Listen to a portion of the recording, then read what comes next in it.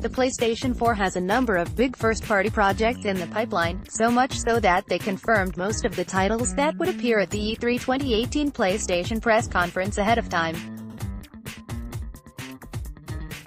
From Marvel's Spider-Man to The Last of Us Part 2, the publisher has plenty of games to fall on when trying to build excitement for its console.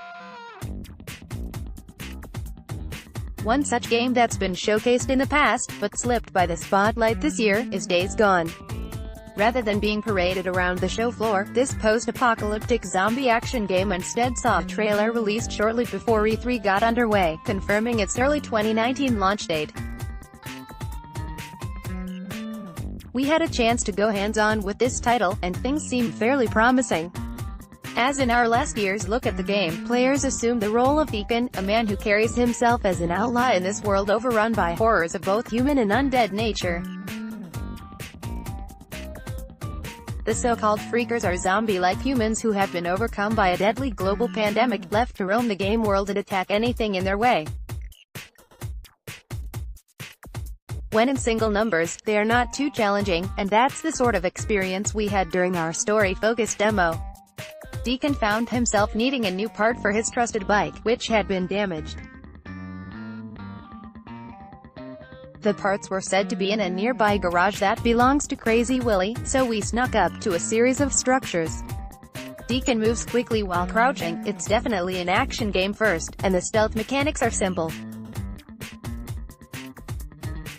There is radar with plenty of symbols and danger indicators, but it never really came into play.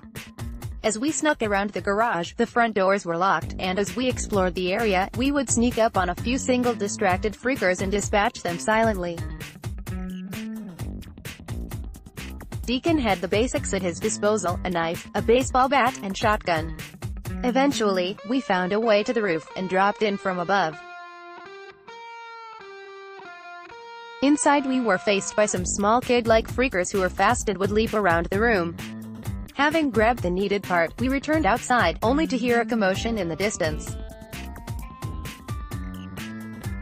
Our pal Boozer has been caught by Rippers, a crazed faction of human survivors. It was time for some action, so using a shotgun we quickly dispatched all of the enemies. The sound of gunfire seemingly attracted a huge horde of freakers though, in what seemed like a scripted moment, as a huge swarm of infected appeared not far down the road. Wasting no time, the duo jumped on their newly repaired bike and drove off. With that, the story demo was concluded. Aside from the typical third-person action and stealth, we also noted an experience bar and a collectible in the garage. We then had a chance to play a second demo. This demo took place much later in the game, as Deacon now appeared outfitted with a heavy MG, a metal-enhanced bat, and powerful pistols. We'd need all these tools to overcome the mission: clear a logging site of a huge group of freakers. These infected were collected in one of the ravines on the map, and it looked like an absolutely huge number of enemies, akin to the E3 2016 reveal demo for the game. This was a pre-set-up mission, but players will also have a chance to encounter hordes during regular open-world gameplay. The good news is that we had time to prepare and try to even the odds. Unlike some zombie games, Deacon could not simply climb some container and rain down fire from safety. There were no safe areas on this map.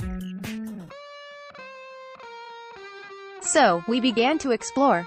All around the site there were many explosive barrels scattered about, and it was important to memorize their locations for later. Deacon was also able to craft some Molotovs and proximity bombs, and again, the best approach was to plan a path and lead the infected horde down it. That's all in retrospect though. The first two attempts, we engaged the horde without much planning, and it made for a very quick death. With so many enemies, even firing your MG, which does take them down in just a couple of hits, leads to Deacon to be overwhelmed quickly. Really quickly. If the enemies get within touching distance, it's over in literal seconds. Having failed a few times, it was time to approach the situation seriously, and a few more attempts later, with well-planned routes filled with pre-placed traps, we were successful. Watching other members of the press attempt this challenge was entertaining, as people attempted different strategies to handle the onslaught, mostly learning from their mistakes of trying to tackle the horde head-on.